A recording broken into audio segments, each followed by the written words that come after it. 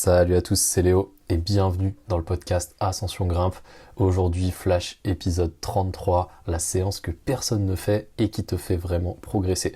Donc pour ceux qui l'auraient peut-être deviné, je vais parler de la séance de volume, qui est une séance qui est très mal comprise, qui est très mal effectuée souvent, voire même qui n'est pas effectuée par la plupart des grimpeurs. Du coup, je vais tout te dire dans ce podcast Flash, je vais faire une sorte de masterclass un peu sur la séance de volume pour être sûr que tu fasses des séances de volume de qualité pour vraiment continuer à progresser. Je vais commencer tout de suite par le petit paragraphe d'introduction, comme ça ce sera fait, mais il y a une séance que la plupart des grimpeurs ne font presque jamais. Une séance qui n'est pas spectaculaire, qui n'est pas très fun et qui est souvent mal comprise, mais qui est pourtant l'une des plus efficaces pour progresser en escalade. La plupart des grimpeurs passent leur temps à faire des blocs durs, à tester leurs limites, à essayer de valider des projets, mais ils négligent complètement cette séance-là. Résultat, ils stagnent, ils manquent de technique, ils s'épuisent vite en séance, ils ont du mal à enchaîner les essais et les séances de qualité. Dans cet épisode, je vais t'expliquer ce qu'est vraiment une séance de volume productive, pourquoi elle est essentielle pour te permettre de casser un plateau, et surtout comment la rendre concrète, efficace et même intéressante à faire. Parce que non, faire du volume, c'est pas juste grimper beaucoup, c'est une vraie méthode d'entraînement et bien utilisée, c'est probablement l'une des séances les plus puissantes pour progresser durablement. Donc, dans ce petit paragraphe d'intro, j'ai surtout parlé de blocs. Vous inquiétez pas, si vous faites de la diff, j'ai mis un exemple aussi vers la fin du podcast sur une séance de diff en volume. Et en fait, tout ce que je vais dire dans le podcast s'applique au bloc et à la diff. Il faut juste faire des parallèles et remettre un peu dans le contexte, que ce soit en termes d'intensité cible, de cotation, etc. Mais pour ceux qui font de la diff, vous pouvez directement éventuellement aller à la fin du podcast. Il y a les timecodes dans la description pour que vous puissiez avoir justement l'exemple de séance de volume en voix. Voilà. Ça c'est le petit disclaimer pour ceux qui font de la voix et qui vont dire « Ah mais là, il parle que du bloc, etc. » Je vous ai pas oublié, j'ai pensé à vous. Donc voilà, ça c'est pour la petite introduction. Maintenant, sommaire de l'épisode. Qu'est-ce que c'est une vraie séance de volume? Voilà, je vais revenir là-dessus. Pourquoi la plupart des grimpeurs ne la font pas? J'ai essayé de creuser un peu les raisons et vous allez voir que ça s'explique assez simplement. Pourquoi c'est une séance clé pour progresser? La répétition contre la variété. Ensuite, un exemple concret sur une séance de board. Là, je vais parler de moonboard et de kilterboard. Comment rendre la séance intéressante? C'est vrai que c'est souvent un point qui revient, parce que souvent c'est lié avec les raisons qui font que les gens... Enfin, pourquoi les gens n'aiment pas faire du volume, c'est aussi lié au fait de comment rendre ça intéressant, parce que le but de l'entraînement, c'est quand même aussi de prendre du plaisir à l'entraînement. Je vais te donner un exemple dans une séance type en salle commerciale aussi. Les erreurs classiques, voilà, pareil, toujours les classiques, mais je vais les redire. Je vais te dire aussi pourquoi ça fait le lien avec ta progression sur du long terme. Enfin, du coup, je ferai la petite ouverture avec l'équivalent en voix. Donc, il y a tous les timecodes dans la description. Si vous faites de la voix, vous pouvez directement skipper à cette partie-là si ça vous intéresse et que vous voulez que du concret. Et enfin, voilà, petite conclusion globale sur l'épisode. Donc comme je le disais juste avant, je vais beaucoup parler de blocs dans cet épisode, mais il y a le petit exemple pour la voix juste à la fin. Donc qu'est-ce que c'est une vraie séance de volume? Pour moi, une vraie séance de volume qui est productive, elle se résume en 4 lignes. Première ligne, c'est vraiment la durée de la séance. Il ne faut pas que ça dépasse 2 heures de séance pour la plupart des grimpeurs. C'est une vérité. C'est-à-dire que là, je m'attarde pas sur les compétiteurs, sur les grimpeurs hyper expérimentés, etc. Comme je l'ai déjà dit plein de fois dans ce podcast, je m'adresse en particulier aux grimpeurs intermédiaires. Qu'est-ce que j'appelle des grimpeurs intermédiaires? C'est des grimpeurs qui sont environ dans le niveau 7 à bloc, si vraiment je fais un gros arrondi. Donc on va dire qu'ils stagnent entre le niveau rouge et noir dans les salles, que ce soit Arcos, Climbing District ou quoi. Voilà, c'est à peu près ce niveau-là, le public cible du podcast, si vraiment je schématise. Donc voilà, pour la plupart des gens qui sont dans ce niveau-là, faire des séances de volume qui durent plus de 2 heures ne sera pas productif, voire même faire des séances qui durent entre 1h30 et 2 heures de grimpe, là je parle, je compte pas l'échauffement, etc. dans ces 2 heures, c'est largement suffisant. Donc ça c'est le premier point. Ensuite, l'intensité cible de la séance, donc ça c'est la deuxième ligne, 7-8 sur 10. Et qu'est-ce que j'appelle des blocs d'intensité 7-8 sur 10? C'est des blocs qui en théorie sont flashables et sont doublables. Qu'est-ce que ça veut dire flashable et doublable? Flashable, ça veut dire que vous pouvez potentiellement le faire au premier essai, c'est-à-dire qu'en gros, voilà, vous avez la marge pour potentiellement faire des erreurs et quand même topper le bloc. Ça, c'est hyper important de comprendre ce que ça veut dire qu'un bloc, il est en théorie flashable, même si dans la réalité, vous le faites pas au premier essai. C'est pas grave parce que même si vous le faites au deuxième ou au troisième, vous allez vous dire « Ah mais en fait, si j'avais pas fait cette petite erreur bête, en fait physiquement j'ai pas forcé plus que ça, donc c'était un bloc qui était flashable. » C'est ça en fait que j'entends par le bloc doit être flashable, c'est-à-dire que si jamais vous avez une technique correcte, vous êtes censé flasher ce bloc-là en termes d'intensité. Voilà, ça c'est la première chose. et doublable en théorie. Ça reste de la théorie. Pourquoi ? Parce que vous n'allez pas faire des vraies doublettes, vous n'allez pas essayer de faire les blocs 2 fois d'affilée sans temps de repos. Mais en théorie, si un bloc est dans cette fameuse intensité cible de 7-8 sur 10 en termes d'intensité, vous devriez pouvoir le flasher et vous devriez pouvoir le doubler avec très peu de repos. C'est-à-dire que voilà, vous faites le bloc au premier essai, vous prenez 30-40 secondes de repos, voilà, juste pour repoffer, pour vous remettre un peu la bêta en tête, et vous repartez direct dedans, et vous pouvez le faire une deuxième fois d'affilée. Ça, c'est le point qui va revenir dans les erreurs classiques, où en fait, quand on fait du volume, on n'arrive pas à aller dans cette intensité. On veut toujours faire plus dur, faire du plus, et on n'arrive jamais à grimper dans cette intensité. Ça, c'est vraiment le truc le plus mal compris et le plus concret en termes d'erreur. C'est-à-dire que même moi, ça m'arrive dans des séances de me dire « Ah bah en fait, c'est bon, je peux faire un bloc un peu plus dur parce que ceci, cela. » Mais en fait, je sors de cette intensité 7-8 sur 10 et ce n'est plus une vraie séance de volume à proprement parler. Donc ça, c'est la deuxième ligne. Donc je récapitule. Première ligne, durée de la séance en elle-même, 2 heures de grimpe maximum. Souvent, entre 1h30 et 2 heures, c'est la bonne cible. Intensité cible, 7-8 sur 10. Qu'est-ce que ça veut dire concrètement ? Ça veut dire que vos blocs doivent être flashables et doublables en théorie.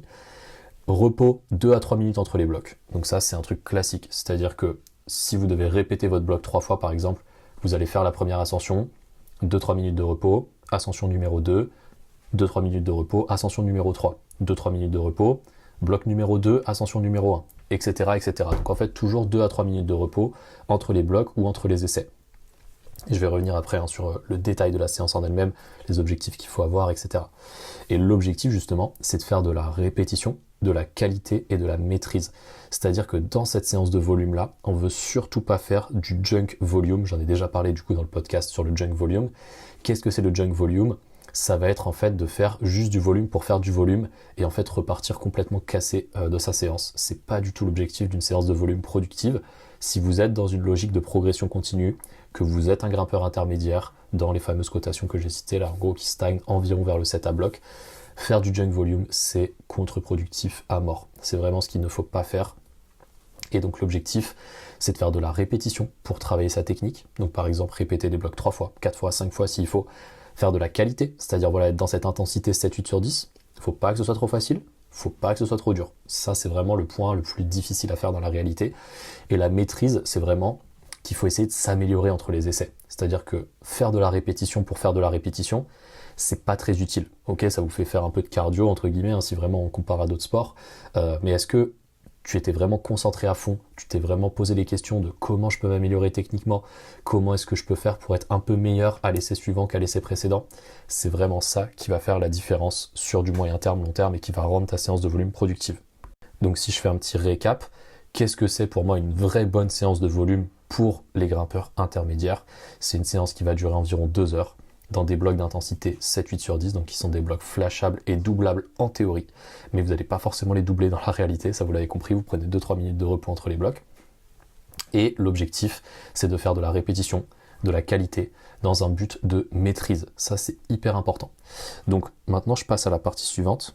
Pourquoi la plupart des grimpeurs ne font pas cette séance de volume, ou se trompent d'intensité, ou vont faire des séances qui sont trop longues, ou ne vont pas respecter les temps de repos entre les essais, entre les blocs, etc. Faut se dire la vérité. Premier point, c'est parce que c'est pas fun. Voilà, la plupart d'entre nous, on fait de l'escalade pour faire des blocs durs, ou enfin du coup, j'en reparle en fin de podcast, pour faire des voies dures, pour gravir un peu l'échelle de cotation, pour sentir qu'on sort de l'entraînement en étant un peu détruit, ça je l'ai entendu plein de fois, et en fait, c'est lié aussi à tout ce qui est un peu dopamine, etc., et système de récompense. C'est-à-dire que, comme il n'y a pas de sensation de performance immédiate quand vous faites une séance de volume, vous avez l'impression d'avoir rien fait en fait. Vous vous dites, bon bah, si je prends des cotations pour imager, je suis un grimpeur de 8A, je vais faire mon volume dans des 7A, 7B. En fait, faire des 7A, 7B quand vous faites du 8A, faut dire la vérité, ça vous fait un peu chier. Vous vous dites, bon bah en fait c'est bon, j'ai l'impression de brasser des bacs, ça m'a pas fait plus plaisir que ça. Moi j'ai envie de retourner dans mon projet en 8A+, là. Et donc c'est pour ça en fait que la plupart des gens ne font pas des séances de volume ou font du volume dans des intensités qui sont trop élevées, enfin pensent faire du volume et du coup c'est plus du volume. C'est parce que premièrement c'est pas très fun de respecter des temps de repos, de trouver des blocs de la bonne intensité, de se contraindre entre guillemets à répéter des blocs alors qu'on a envie juste de consommer, on a envie de cocher tous les blocs sur Social Boulder et on n'a pas envie de les répéter 3 fois, ou on grimpe avec les copains et en fait socialement c'est vu bizarrement de répéter un bloc, c'est-à-dire que voilà, on estime que quand on a fait le bloc, on a fait le bloc, il n'y a pas besoin de le répéter. Alors que en fait répéter les blocs c'est un des exercices les plus pertinents pour travailler sa technique et devenir un grimpeur avec un haut degré de maîtrise. Donc voilà, pour résumer, la plupart des gens ne font pas de volume parce qu'ils ne trouvent pas ça fun, parce qu'il faut respecter un peu certaines contraintes, ils n'ont pas envie de se contraindre à l'entraînement, mais ils veulent aussi une sensation de performance immédiate. Voilà, j'ai coché tel bloc sur Social Boulder, j'ai fait telle cotation sur la board, j'ai fait telle cotation en extérieur, j'ai besoin de validation sociale externe, et du coup, il y a aussi une histoire de mauvaise compréhension de l'intensité. La plupart des grimpeurs, si vous leur posez la question, que vous leur dites c'est quoi pour toi un bloc d'intensité 5-6 sur 10 ou 7-8 sur 10 ou 10 sur 10, il y a très peu de grimpeurs qui vont pouvoir le définir précisément et qui vont vraiment vous dire là aujourd'hui je fais une séance dans des blocs d'intensité 5-6 ou voilà mon intensité cible c'est 7-8 sur 10 pour aujourd'hui, ou non aujourd'hui c'est 10 sur 10 parce que je suis en mode bloc max ou projet ou quoi. Là, je parle vraiment pour des grimpeurs intermédiaires. Plus vous allez grimper plus vous allez discuter aussi avec des grimpeurs forts, entre guillemets, que je considère du coup plus forts que des grimpeurs intermédiaires. Par exemple, des grimpeurs de 7B, 7C, 8A, peu importe. Au-dessus de 7A, on va dire que je considère comme intermédiaire. Vous allez voir que ces personnes-là sont beaucoup plus conscientes des degrés d'intensité et souvent vont beaucoup mieux gérer leur entraînement en se disant ok aujourd'hui je fais plutôt du volume, aujourd'hui je fais plutôt du max, aujourd'hui c'est plutôt projet, etc. etc. Et ça c'est logique, c'est que en fait la structure amène la progression et du coup ça me permet de faire la transition avec la partie suivante. C'est pourquoi c'est une séance clé pour progresser, du coup la séance de volume, parce que on va faire du travail technique par la répétition. Ça c'est vraiment bête à dire, mais je le redis, l'escalade ça reste un sport de skill, en anglais ce serait un skill sport, où vraiment il faut travailler son skill, donc sa compétence de savoir grimper. Et souvent cette compétence elle est oubliée, parce qu'on va juste se focaliser sur le fait de réaliser une tâche. On va juste se dire, ok, la tâche c'est partir du point A, donc partir des prises de départ, arriver à la prise de top et matcher, et on va complètement un peu oublier ce qui se passe entre les deux, et on va juste se dire, si j'ai réussi la tâche, c'est que j'ai réussi à grimper, et donc du coup c'est bon, c'est validé, je peux passer à autre chose. Le problème de ça, c'est que vous êtes dans une logique de consommation et de performance, entre guillemets, où vous n'allez pas du tout vous attacher au côté technique de vous dire est-ce que j'aurais pas pu faire ça différemment, est-ce que là si je ferme un peu moins le bras et je pousse un peu plus sur mon pied je vais réussir quand même à faire le mouvement en dépensant moins d'énergie, ou est-ce que là si je mets un talon plutôt que juste d'y aller en no foot ça va être un peu plus économique, etc., etc. En fait toutes ces questions vraiment de technique elles passent par la répétition, parce que vous avez beau vous dire ce bloc là je viens de le faire en no foot parce que j'ai pas du tout réussi à poser mes pieds. Peut-être que j'aurais pu le faire en posant mes pieds, mais bon, c'est pas grave. Je passe au bloc suivant, je verrai plus tard un autre jour, et en fait, vous y revenez jamais. Et donc, du coup, en répétant le bloc, en vous forçant, entre guillemets, à le répéter, et en vous forçant à réfléchir à ça, à qu'est-ce que j'aurais pu faire de manière différente pour m'améliorer techniquement? Est-ce que j'ai pas trop réajusté les prises? Est-ce que j'ai respiré au bon moment? Est-ce que j'ai pas trop zippé des pieds? Est-ce que j'avais une bonne, un bon contrôle, un bon rythme, etc. En fait, tout ça, si vous l'appliquez en répétant les blocs, donc je prends un exemple, je grimpe le bloc une première fois, j'ai vu que ma pose de pied elle était horrible parce que j'étais pas très bien échauffé et je faisais que de zipper des pieds. Au deuxième essai, je vais me focaliser juste sur le fait de bien poser mes pieds, de manière consciente, de pas zipper, d'être vraiment précis sur mes pieds. Pas grave si je réajuste un peu trop les prises de main, c'est pas grave, c'est pas mon focus sur l'essai suivant. Donc du coup, à l'essai numéro 3, je vais me dire les pieds c'est bon, je suis plus obligé de trop y penser, maintenant je vais me focaliser sur le fait de ne pas réajuster les prises de main. Et là du coup à l'essai numéro 3, vous posez bien vos pieds, vous posez bien vos mains parce que vous réajustez pas trop les prises, et après éventuellement si vous le répétez une 4e fois, ce que je conseille pas forcément dans la plupart des cas, vous pouvez vous dire maintenant que je maîtrise bien ce bloc là, je peux essayer de mettre un peu plus de rythme. Et du coup, je dis un truc au hasard, le bloc vous l'avez grimpé en 30 secondes la première fois, essayez de le grimper en 25, voir ce que ça change concrètement aussi en termes d'efficience. Est-ce que ça vous a plus fatigué de le grimper en 25 puisque vous êtes forcé à aller trop vite, ou est-ce que du coup vous avez économisé de l'énergie parce que vous avez passé moins de temps sur les prises? Voilà, il y a un peu toutes ces considérations techniques là qu'il faut avoir. Et ça du coup c'est très complexe à résumer on va dire dans un podcast, toute la grille technique et la fiche technique qu'il faut avoir mais si jamais vous êtes en suivi avec nous, c'est typiquement le genre de choses sur lesquelles on vous en parle en fait en visio. On va vous dire, regarde, pour toi spécifiquement dans ta séance de volume, tu dois vraiment te concentrer sur ces 2 points-là en priorité, parce que sur les vidéos, j'ai vu ceci, cela, et il faut absolument que tu sois conscient de ça et que tu t'améliores là-dessus. Et c'est pour ça aussi que le podcast reste limité et qu'on fait aussi des suivis à distance pour vous aider à progresser tout simplement. Donc dans un premier temps, voilà, pourquoi c'est une séance clé pour progresser ? Parce que tu fais du travail technique par la répétition, et ça c'est un exercice que 80% des grimpeurs ne font pas et qui va leur permettre de passer au niveau supérieur. Ensuite, du coup, indirectement, ça améliore ta lecture et ton efficacité, parce que le bloc, tu le répètes 3 fois, donc tu le lis 3 fois, etc., etc. Et du coup, quand tu vas arriver sur un bloc complètement nouveau, tu auras un mode de pensée un peu différent, tu vas mieux structurer ta pensée, tu vas te dire ok, là c'est les prises de main, là c'est les prises de pied, ok, là si je mets mon pied dans telle position, peut-être que mes hanches elles vont partir vers la gauche, du coup est-ce qu'il n'y a pas moyen de faire un drapeau ou de mettre un talon sur telle prise pour éviter la rotation, etc.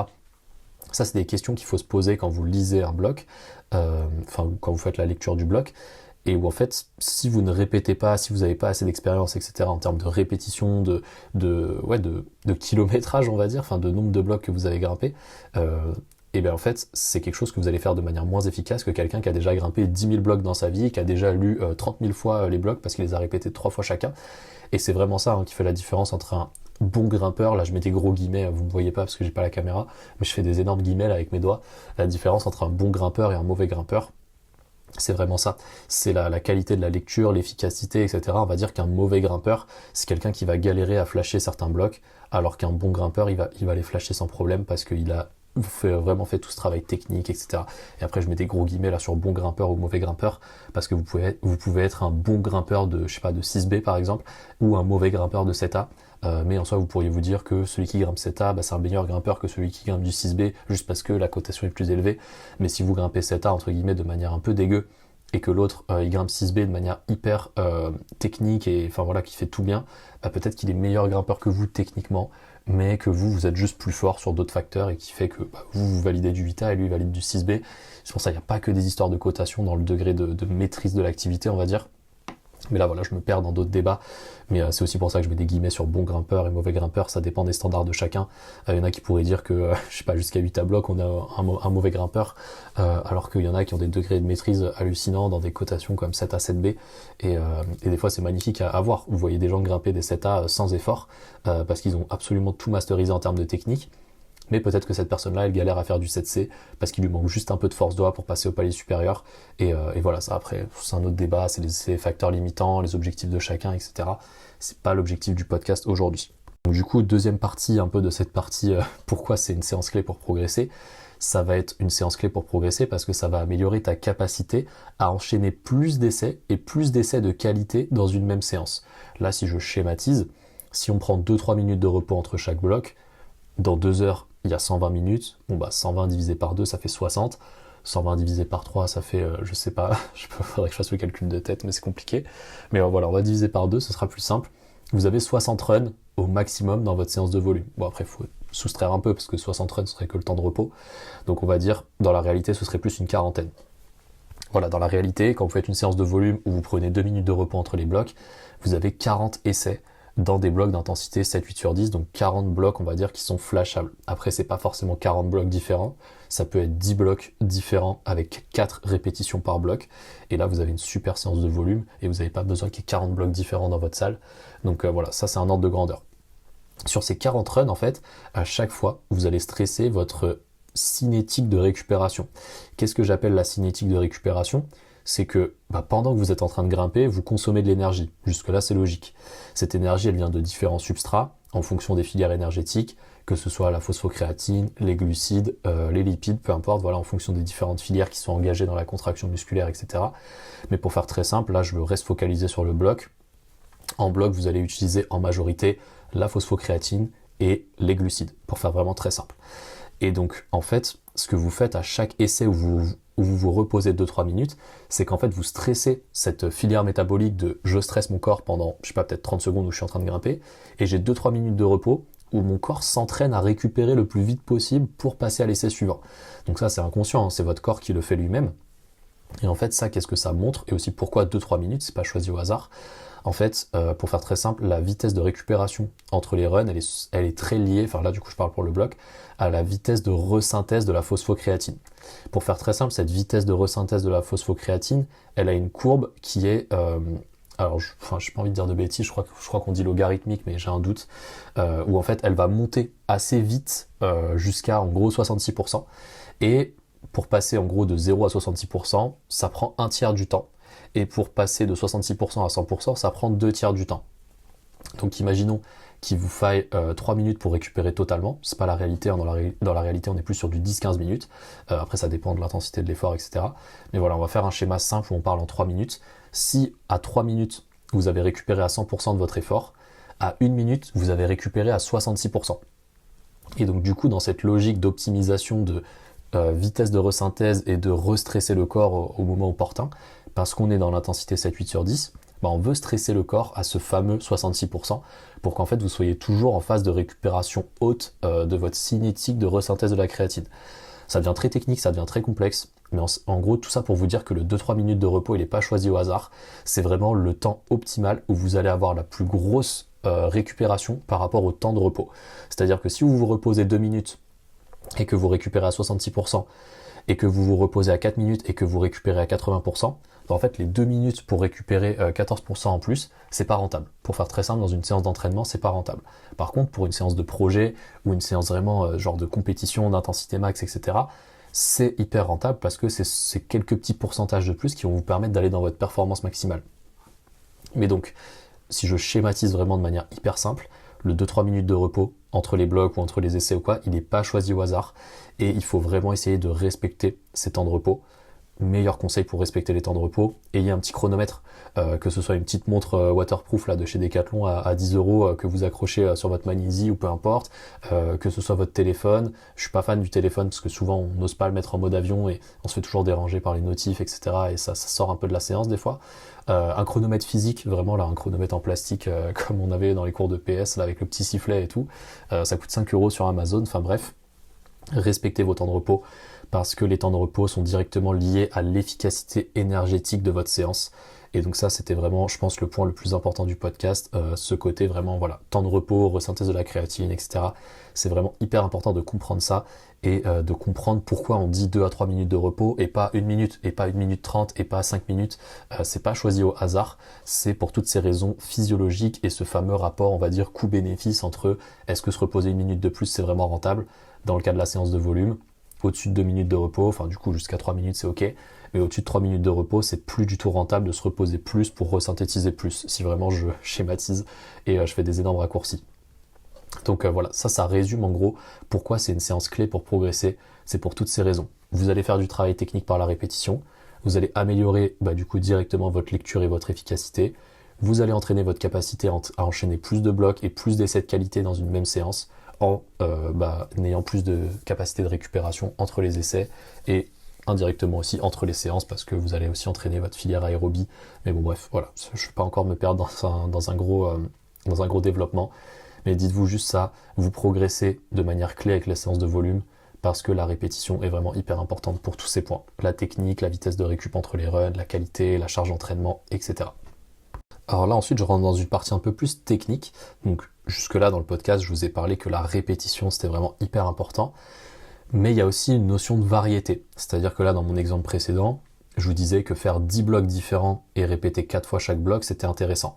Parce que là il y a un équilibre entre variété des blocs, donc il y a 10 blocs différents, et répétition dans les mêmes blocs, donc il y a 4 répétitions par bloc. Donc vous faites 4 fois le bloc numéro 1, 4 fois le bloc numéro 2, etc.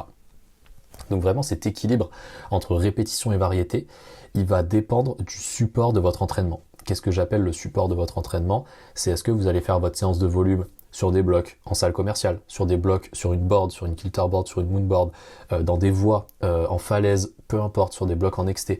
En fait, le support de votre séance et les contraintes, on va dire, logistiques liées à ça, vont directement dicter à quel point vous devez répéter ou varier, et ça, c'est très très individuel. Mais du coup, comme dans ce podcast, je suis là pour vulgariser et vous donner des conseils généraux. Vraiment, pour faire très simple, dites-vous que plus votre entraînement va être axé board, donc moonboard, kilterboard, peu importe, ou spray wall, plus vous allez vouloir faire de la variété, parce que sinon vous allez trop stresser les mêmes structures sur de la répétition. Je prends un exemple un peu parlant, mais voilà, je vais dire des cotations au hasard. Imaginons vous répétez un 7B kilter 4 fois d'affilée, avec 2-3 minutes de repos. En fait, vous avez stressé tout le temps les mêmes structures au niveau des doigts, des coudes, des épaules, etc. pendant ces 4 essais. Et en fait, potentiellement, vous augmentez un peu trop votre risque de blessure via le risque de surutilisation de certains tissus. Après voilà, c'est pas parce que vous répétez un bloc 4 fois sur la kilter que vous allez vous blesser. Faut mettre de la nuance, faut voir le global aussi. Il faut pas juste se dire si je répète un bloc 4 fois sur la kilter, je vais me blesser.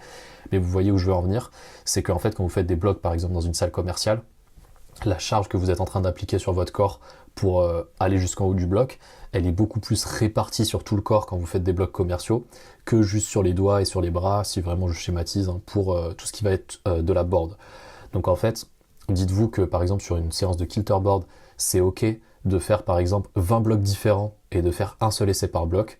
Et en salle commerciale, c'est ok de faire 5 blocs différents et de faire 4 essais par bloc pour faire de la répétition. Après, des fois, sur la kilter, c'est intéressant, ou sur la moon, peu importe, de faire un peu comme des doublettes, c'est-à-dire que vous allez répéter 2 fois le bloc en question, mais avec bien sûr du temps de repos. Vous allez répéter, je sais pas, par exemple, vous prenez 10 fois 7A et vous répétez 2 fois chaque 7A. Bah là, c'est une séance intéressante entre répétition et variété. Donc voilà, il faut pouvoir en fait mettre ses curseurs de répétition et de variété à certaines intensités. Et pour faire très simple, plus vous faites quelque chose de spécifique qui va vraiment stresser un peu tout le temps les mêmes structures, comme par exemple les doigts, les coudes, les épaules et tout, comme la board, plus vous allez vouloir mettre de la variété en termes de variété gestuelle, donc par exemple avoir 20 blocs différents, alors que quand vous faites plutôt des blocs variés en termes de gestuelle et de contraintes physiques qui s'appliquent à votre corps, comme des blocs en salle commerciale, plus vous allez vouloir faire un bon équilibre entre répétition et variété. Donc je vais donner un exemple concret là du coup. Sur la moonboard ou sur la kilter, peu importe, vous prenez ce que vous voulez. Là, les cotations que j'ai citées, c'est plutôt pour la kilter, mais après, voilà, vous adaptez sur la moonboard, vous faites des parallèles. Ça, vous allez réussir à comprendre ce que je veux dire. Déjà, ayez un objectif chiffré pour votre séance. Ça, comment savoir? Dites-vous que 10 blocs dans une séance de volume, c'est plutôt peu, et 30 blocs, c'est plutôt beaucoup. Donc en vrai, le bon entre-deux, c'est une vingtaine de blocs. Là, dans mon exemple, je vais prendre 15 blocs.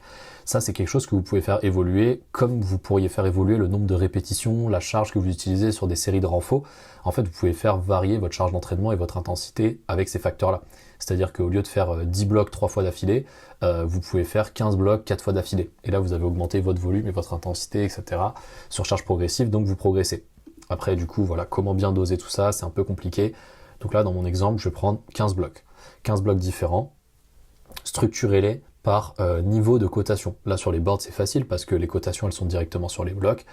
Gros disclaimer, les cotations c'est subjectif, ça dépend de vos points forts, vos points faibles, etc. Mais moi ce que j'aime bien sur les boards en général, c'est que les cotations sont quand même cohérentes entre elles. C'est-à-dire que tous les 7C kilter, en majorité, on va dire à 80%, sont plus durs que les 7B kilter. Et ça, c'est un peu une vérité générale. Après, est-ce que c'est des vrais 7C? Est-ce que c'est équivaut à du 7C à Fontainebleau, etc., etc. Ça, on s'en fout un petit peu parce que le but, c'est de s'entraîner et de juste faire votre propre évaluation, de vous dire, ok, est-ce que si je fais des 7C sur la kilter, c'est ce dont j'ai besoin pour faire du 7C à Fontainebleau? Et ça, c'est une autre réflexion, etc.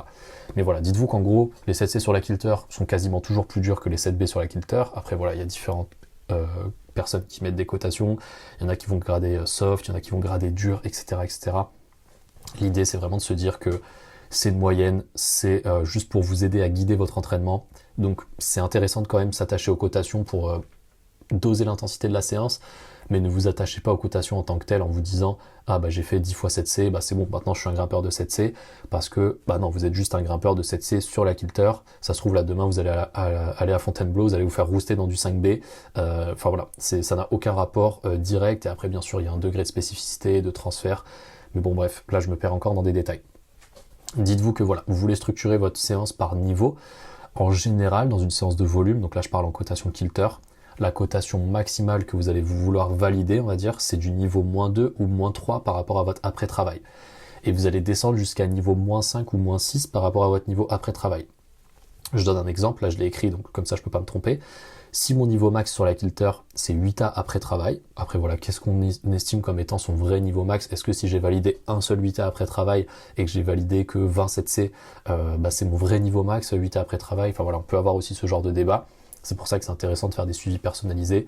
Nous, on peut vous amener toute cette expertise-là et vous dire, bah non, dans ce cas-là, t'es pas vraiment un grimpeur de 8A, tu peux plutôt prendre telle cotation comme cotation de référence et ta séance de volume va être beaucoup plus productive parce que tu vas moins te tromper dans les intensités cibles.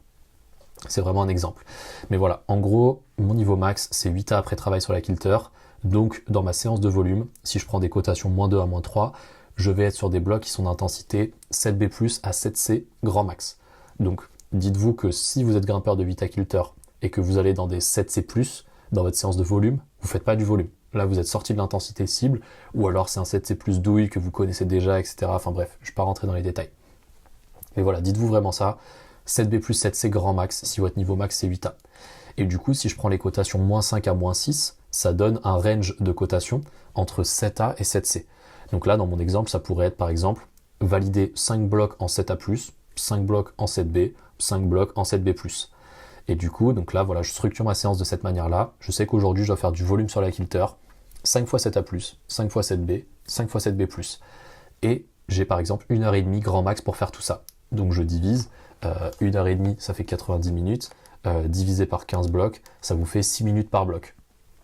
Et donc là, vous pouvez vous dire, bah du coup, en gros, j'ai 2 essais par bloc et 3 minutes de repos entre les essais. Donc ça correspond parfaitement à cette logique de volume.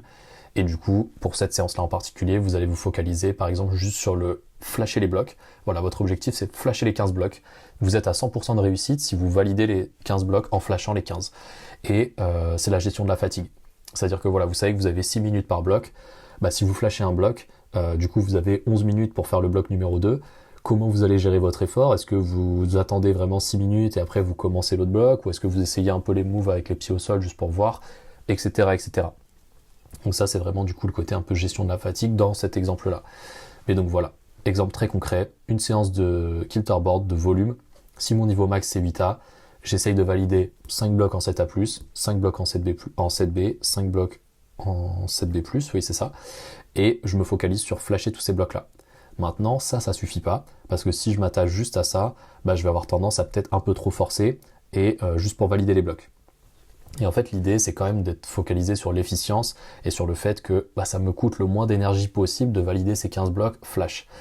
Et après, voilà, on rentre dans des degrés de maîtrise, après on peut aller jusqu'au fait de répéter ces séances de volume, c'est-à-dire que vous faites par exemple une séance de volume en semaine 1, vous avez votre liste, vous savez que vous avez fait 15 blocs sur 15, bah vous la refaites en semaine 2, cette séance-là, en vous disant, ok, bah je me souviens que j'avais forcé à peu près à 8 sur 10, est-ce que j'arrive à la refaire en forçant moins?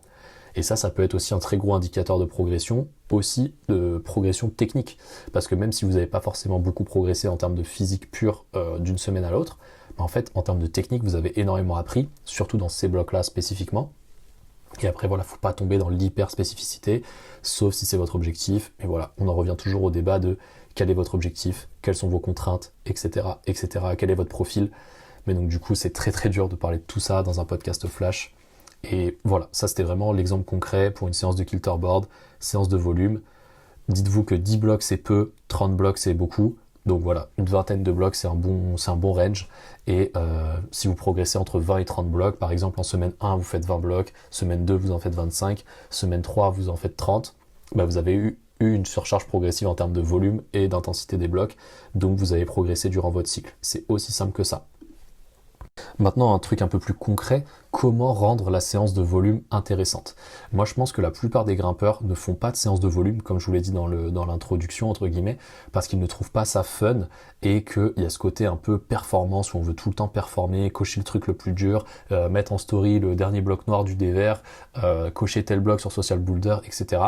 Et que c'est pas valorisé socialement, hein, si vraiment je fais des énormes raccourcis, le fait de répéter des blocs et de travailler sa technique, etc. C'est un énorme raccourci, c'est juste mon avis à moi, mais c'est mon analyse de la plupart des grimpeurs que je peux observer, que éventuellement je peux coacher, qui peuvent avoir des problématiques dans ce style-là, etc. Mais vraiment voilà, si on devait me poser la question pourquoi selon toi les gens ne font pas de séance de volume, je dirais ça. Je dirais parce que c'est pas normé socialement entre guillemets de faire du volume, c'est pas marketable on va dire. On va pas dire ah t'es trop fort, t'as réussi à faire ça 3 fois avec 2 minutes de repos, tout le monde s'en fout, ça c'est la vérité. Par contre faire en no foot le bloc noir dans le dévers, ça sur Insta ça va faire des likes, etc., etc. Enfin, voilà, après est-ce qu'on trouve que c'est bien, que c'est pas bien, est-ce qu'on s'éloigne de la pratique, de l'escalade en milieu naturel, etc.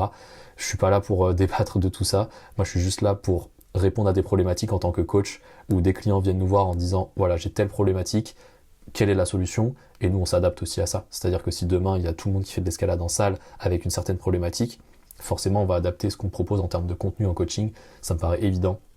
Après voilà, c'est ma vision du coaching, je suis pas du tout en train de dire que c'est la bonne vision, c'est juste ma vision. Mais comment rendre la séance de volume intéressante, si je sors un peu de cet aparté, c'est de se fixer des objectifs intermédiaires. Donc là, si je reprends ma séance de Kilter, si je me dis, voilà, comment rendre cette séance un peu fun en termes de performance, c'est de se dire, ok, j'ai réussi à valider tous ces blocs-là en les flashant. Et ça vous met une sorte de petite pression et un petit challenge, mais qui est pour le coup, je pense, est positif, où du coup, vous allez aller à votre séance de volume en ayant un peu peur de cette séance-là, en disant, est-ce que je vais réussir à tout flasher, etc. Et du coup, vous vous mettez dans une sorte d'état d'esprit un peu limite de compétition avec vous-même, et où du coup la séance de volume devient très intéressante subjectivement parce que vous vous challengez en fait, tout simplement. Donc c'est vraiment ça, selon moi, qui peut rendre la séance de volume très intéressante, c'est de se fixer un peu des objectifs intermédiaires, comme par exemple se dire ok, tel bloc rouge dans le dévers, il faut absolument que je le réussisse les 3 fois d'affilée sans forcer, sans avoir l'impression de forcer. Sinon c'est que j'ai un peu raté entre guillemets mon objectif de séance. Après, faut mettre de la nuance là-dessus, faut pas non plus être dégoûté de sa séance si on n'a réussi pas l'objectif. Je prends mon exemple personnel, si sur les 15 blocs que je devais flasher, j'en flash 14 et le 15e je le sors pas parce que c'était un move vraiment bizarre que j'ai pas compris, c'est pas grave, je vais quand même être très content d'avoir flashé 14 blocs sur 15 et limite ça va me donner envie de potentiellement refaire cette séance-là un autre jour pour essayer de flasher le 15e. Enfin, du coup ce sera plus vraiment des flashs, mais ce sera au premier essai, enfin bref, on se comprend. Mais donc voilà, il y a un côté un peu de challenge où vous pouvez du coup vous challenger avec des objectifs intermédiaires. Si vous êtes en salle commerciale, ça pourrait être par exemple, ok, là je vais à Arcos, je suis un grimpeur de violet Arcos, je dois faire tout le circuit rouge 3 fois d'affilée avec 2 minutes de repos entre les blocs et voilà, je dois valider le circuit. Je sais pas, je dis un truc au hasard, il y a 24 blocs rouges dans la salle. Bon 24 fois x 3, ça fait c'est dur les maths, 72. Oui, ça, 3 x 4, 12, oui, ça fait 72. Ça fait 72 blocs. Bon, là, ce serait un peu trop pour une séance de volume qui dure 2 heures. Ou alors, faudrait réduire le temps de repos. Mais là, pour le coup, pour quelqu'un qui est dans le violet, faire 72 runs au lieu de 40, limite, ça pourrait aller. Enfin, voilà, après, là, c'est de l'individualisation. Mais du coup, voilà, vraiment, challengez-vous, ayez des sortes d'objectifs intermédiaires, même pour vos séances de volume, c'est très important. Et du coup, vous pouvez aussi avoir un travail technique précis pendant ces séances de volume, comme par exemple, ma séance de volume, je vais me focaliser en priorité sur la dalle, sur la pose de pied. Et donc voilà, vous mettez des sortes de petites contraintes techniques comme ça, et donc vous allez du coup progresser et vous allez être fier de vous, et ça va vous pousser en fait à vous améliorer aussi sur vos séances de volume, et c'est très très productif. Maintenant, je passe à la partie suivante, les erreurs classiques. Donc pour moi, les erreurs classiques d'une séance de volume, c'est vraiment de grimper trop dur. Voilà, comme je disais juste avant, c'est pas très marketable de faire des séances de volume. La plupart des gens trouvent ça chiant. En fait, on a toujours envie de grimper proche de sa cotation max. Et en fait, le problème, c'est que si tu fais ça en boucle, tu t'épuises. Et en fait, la séance de volume, à l'intensité que j'ai citée là, le fameux 7-8 sur 10, où c'est des blocs qui sont flashables et qui sont doublables, c'est vraiment hyper pertinent. Après, c'est très dur à faire dans la réalité. C'est pour ça aussi que plus vous allez progresser en termes d'expérience de grimpe au fil des années, mieux ça va être. Mais voilà, pour moi, l'erreur numéro 1, grimper trop dur. Pour être sûr de pas grimper trop dur, diminue tes expectatives, enfin tes attentes. Si tu te dis, voilà, je suis censé faire le circuit rouge à Arcos, pars de plus bas. Vraiment, à ta première séance, tu te dis, je fais le circuit bleu. Quitte à ce que ce soit trop simple et que tu sois dans de l'intensité 4, 5 sur 10, mais au moins, tu as fait une vraie séance de volume dans du trop facile. Et tu sais que la prochaine fois, tu pourras peut-être faire moitié-moitié, moitié circuit bleu, moitié circuit rouge par exemple. Et du coup, tu progresses aussi comme ça, très progressivement, jusqu'à arriver à cette fameuse intensité, plutôt que de partir de trop haut et d'être complètement cramé et de potentiellement se blesser parce que tu finis un peu en surentraînement en essayant de faire un truc qui est trop dur pour toi. Donc ça, c'est selon moi la première erreur. Ensuite, l'erreur numéro 2, j'en ai déjà parlé juste avant, c'est ne pas respecter les temps de repos.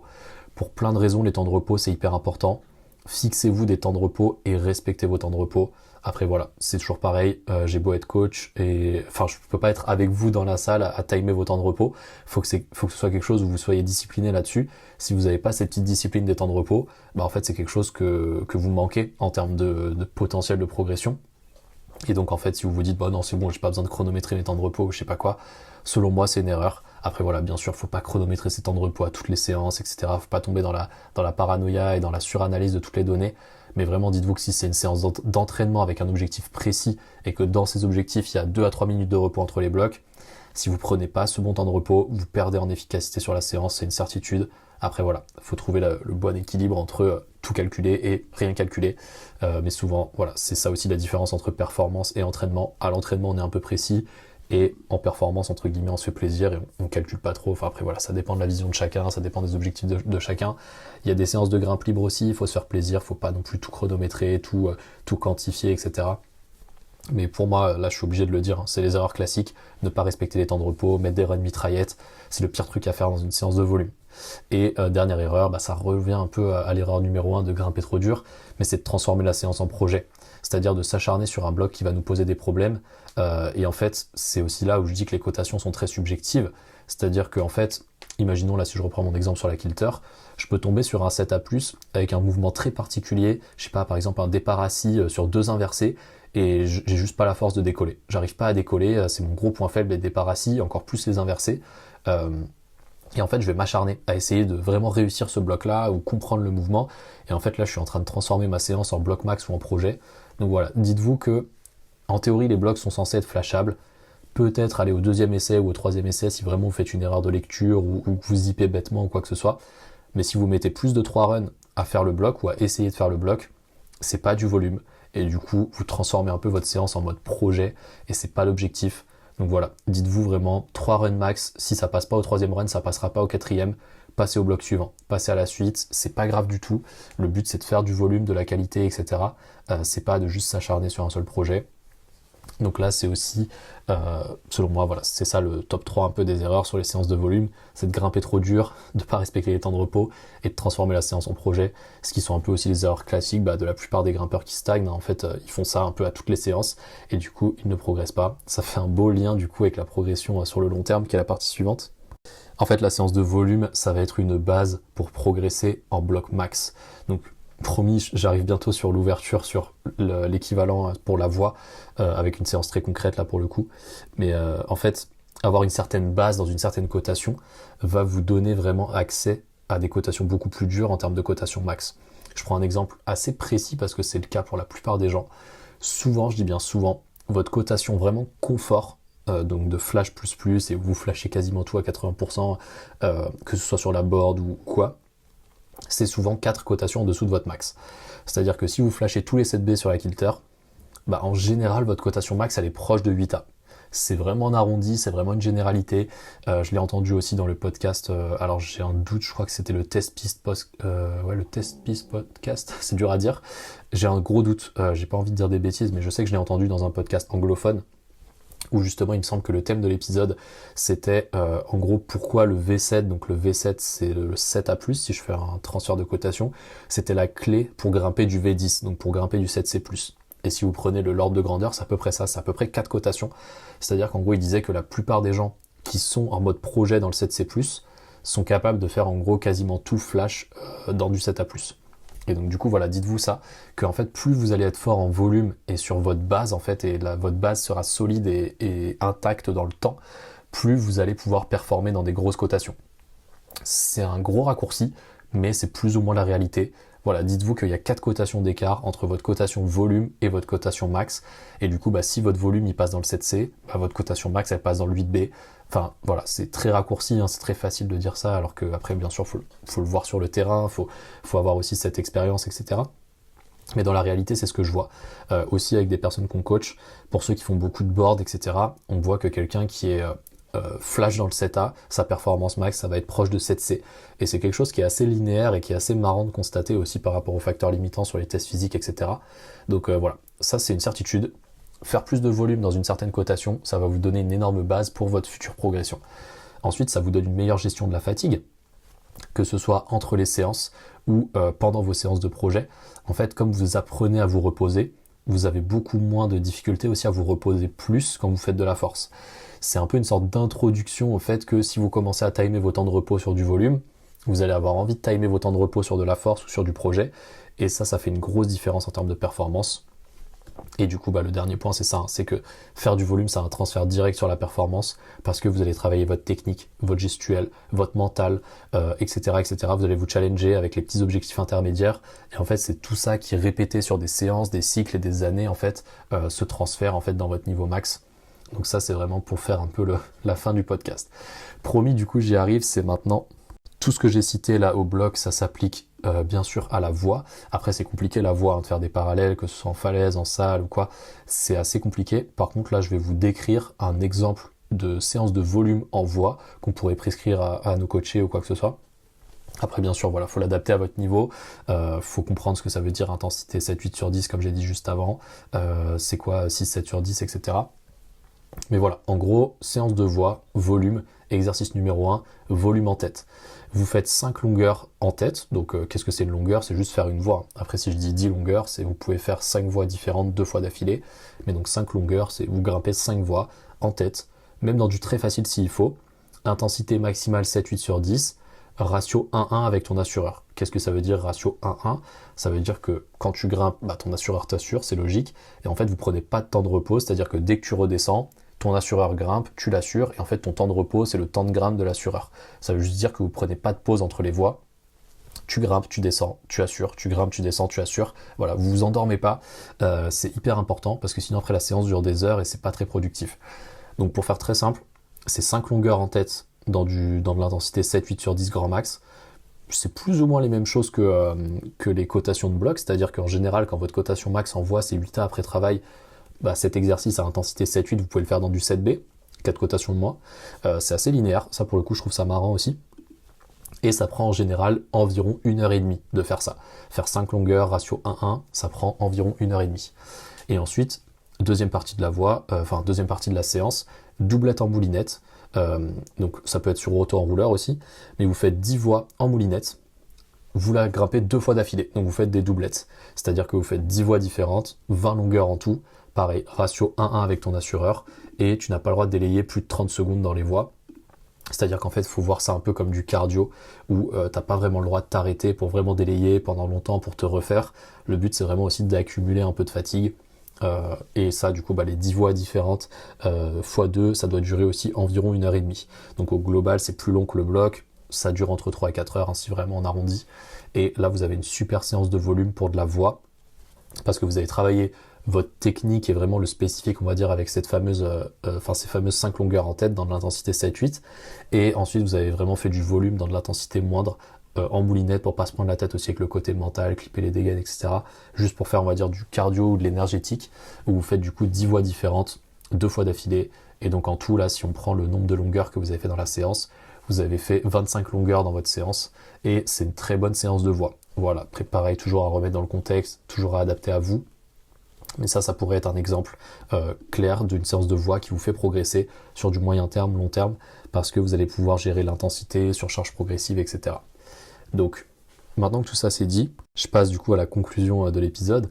Donc la séance de volume, elle est très sous-estimée.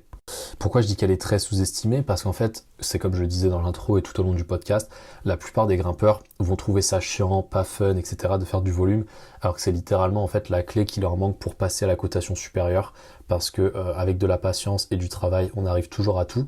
Et c'est ça un peu, la patience et le travail, c'est la répétition, que ce soit des blocs, des voix ou des séances au fil du temps, et qui va faire que vous allez progresser.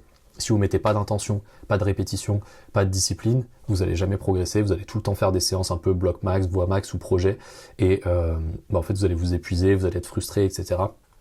Donc en fait cette séance de volume, elle est hyper importante aussi en termes d'équilibre. Quand je dis d'équilibre, c'est d'équilibre entre justement se mettre la pression à toutes les séances pour performer, et justement faire des séances un peu plus fun de volume, où justement vous avez quand même une petite pression, parce qu'il y a des petits objectifs intermédiaires, mais c'est une pression qui est fun, quoi. C'est pas genre la pression de la compétition où vous avez envie de vomir avant d'y aller, quoi. C'est vraiment en mode, ok, j'ai une petite adrénaline, un petit truc où je sais que j'ai vraiment envie de flasher mes 15 blocs, mais c'est pas non plus une grosse pression. Et vous culpabilisez surtout pas si vous y arrivez pas. Par exemple, là, si vous faites 14 flashs sur 15, c'est une séance de volume qui est excellente aussi. Donc voilà, tout ça pour dire qu'en fait, c'est vraiment une séance qui est sous-estimée, qui n'est pas fun, sauf si tu la structures. Du coup, j'espère que l'épisode vous aura été utile pour structurer vos séances de volume, pour vous rajouter des objectifs intermédiaires, pour rendre ça fun, clairement, et pour casser un plateau, c'est vraiment la séance clé, parce que si vous faites que du max, que du projet ou quoi, souvent vous allez être frustré, accumuler trop de fatigue, accumuler les petites douleurs, les petites blessures, et vous allez stagner ad vitam aeternam. Et si vous ne voulez pas stagner ad vitam aeternam, il y a tous nos liens qui sont disponibles dans la description. Vous nous envoyez test sur Instagram, vous nous envoyez go pour démarrer éventuellement un suivi. On vous envoie toutes les informations, on prend le temps vraiment de diagnostiquer si notre coaching il est fait pour vous, via déjà un peu toute une liste de questions-réponses, on va dire, pour voir à quel point ça vous importe de progresser, dans quel environnement vous êtes, etc. Et après, on prend le temps de faire un appel qui est totalement gratuit pour voir si le coaching c'est vraiment fait pour vous. Et voilà, il y a tous les liens dans la description. Je repasse aussi rapidement sur les sponsors, les codes promo, etc. Mais vous verrez dans la description, il y a un lien qui est un Link.me. Donc c'est un peu comme un Linktree, là où il y a tous les liens, etc. On a plein de partenariats. On a 25% de réduction sur le matériel YY. On a 10% de réduction sur vos compléments alimentaires avec NutriPure. Voilà, il y a vraiment plein de partenariats comme ça dans le lien en description. Donc je vous invite vraiment à aller checker ça. C'est vraiment pour vous, c'est que du bonus. Et après voilà, comme d'habitude, si vous avez des questions, n'hésitez pas à les poser en commentaire, à laisser un petit 5 étoiles sur Apple Podcast, Spotify, etc. Ça y est, du coup, on a dépassé les 1000 abonnés. Je vous remercie pour tout ça. Je vais m'arrêter là, en fait. Ça fait déjà un très long épisode. Je vois que ça fait 50 minutes, là, sur le timer. C'était plus une masterclass qu'un flash, mais je pense que c'était vraiment important de parler de tout ça pour cette séance de volume. C'était Léo. On se retrouve la semaine prochaine, potentiellement peut-être pour parler du bloc max ou du bloc projet ou quoi que ce soit. Et portez-vous bien, grimpez bien. À la semaine prochaine. Ciao, ciao.